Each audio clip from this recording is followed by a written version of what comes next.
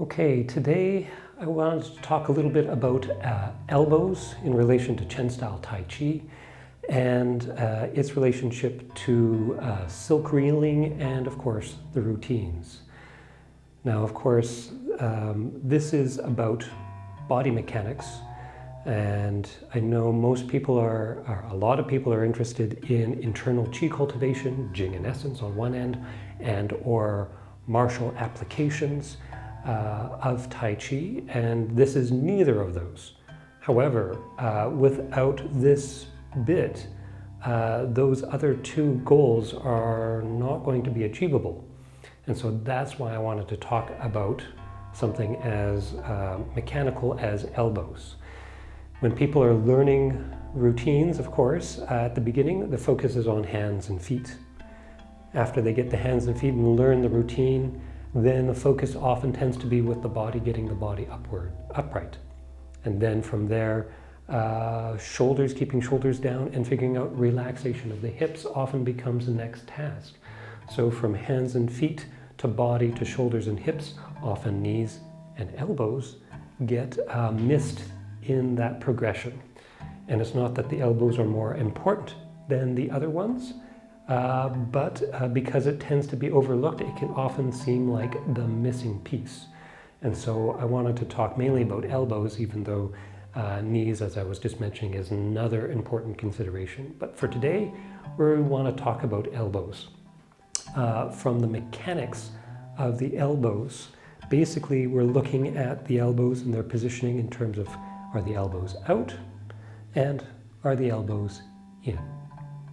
So if we take a move like wild goose spreading its wings or white crane, depending on the style, if we just do it without worrying about the footwork and go through it without any attention to the elbows, it'll look maybe something kind of like this. We'll do it again, but a little bit slower. Again, not paying attention to the elbows. So we're coming through.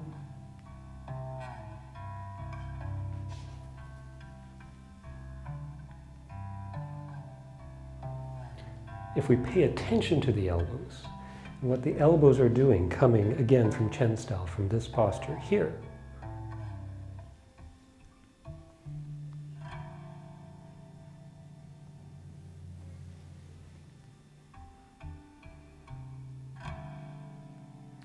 then the lines of force become clearer. And when I say lines of force, basically I mean when the elbows are in this position, the force is able to go out.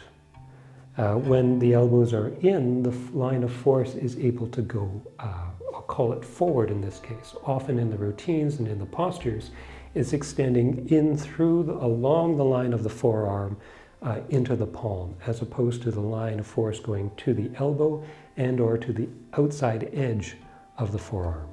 So again, staying with the wild goose spreading its wings, from here where the force is outwards, elbows come in, force goes to the palms. Elbows go out, force goes out. Elbows go in, force into the palms, closing posture, right? Into the palms, elbows come out, and then elbows in, force again into the palms. So it cleans up that line of force, making it very clear and very distinct. And that also has a lot to do with the positioning of the upper arm. When we're looking at the positioning of the upper arm, then the upper arm is either rotating out or the upper arm is rotating in. And so from posture and line of force, direction of application, we're now looking at, with the motion through the upper arm, we're looking at spiral rotation. So if we look at spiral rotation for something in new frame, say we're from here and we're coming through, elbows out, elbows in, elbows out, elbows in, elbows out, elbows in. And let's see if I can get the position, the angle of the arm, so you can see the rotation that happens through the upper arm by the positioning of the elbow, doing that same move from here.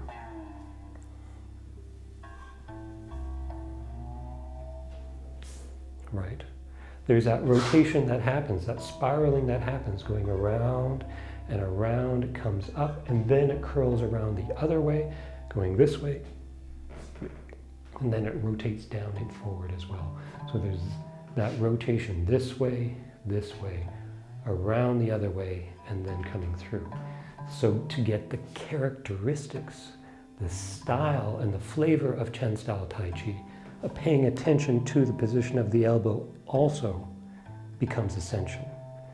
The training, of course, I was mentioning the silk reeling. This is silk reeling in the routine, and of course silk reeling as the actual standard drill as well. The first version of it coming through really, to my mind, is about getting that coordination through the weight shift, body posture, get the general structure overall.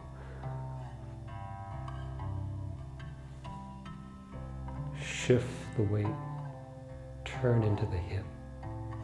Shift the weight, turn into the other hip.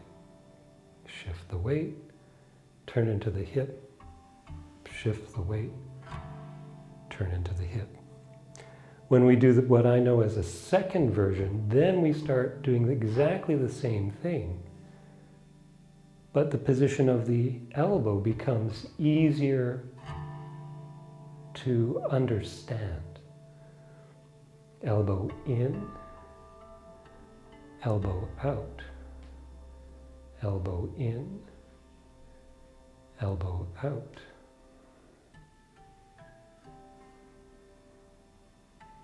So this is doing that circle on the side of the body as opposed to in front of the body. If we do that same thing on the other side, elbow out, elbow in, elbow out. Shift the weight, turn into the hip, shift the weight, turn into the hip.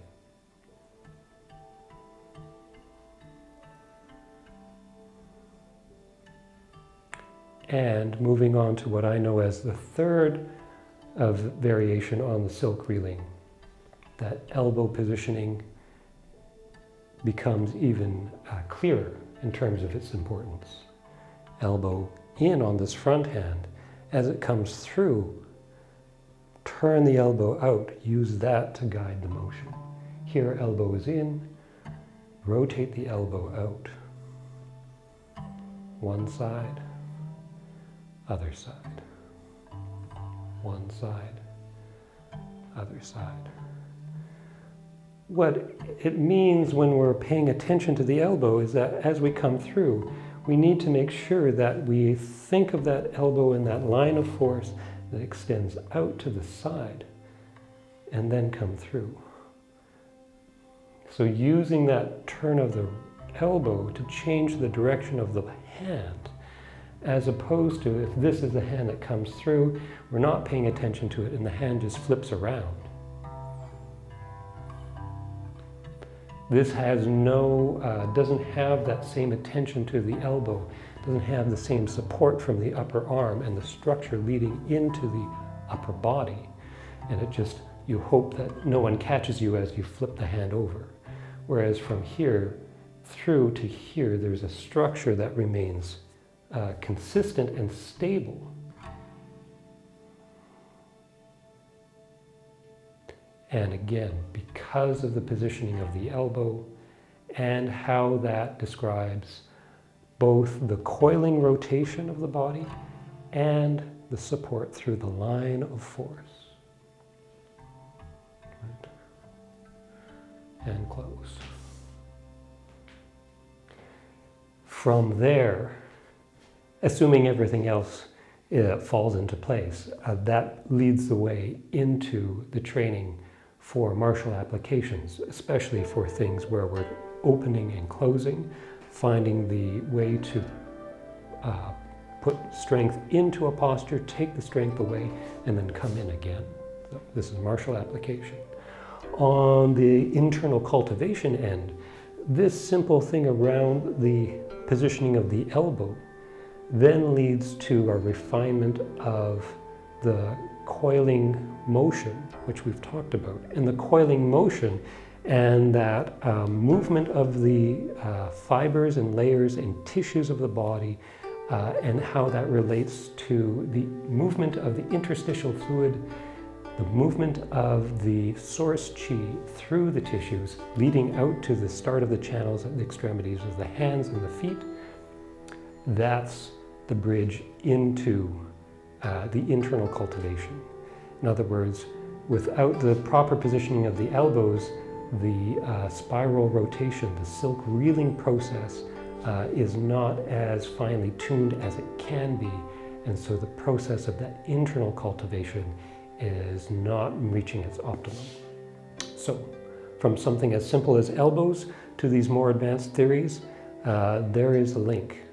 And often if it's overlooked, any of these things that are overlooked, then this becomes a thing that becomes the missing piece that prevents you from progressing as far as you're able.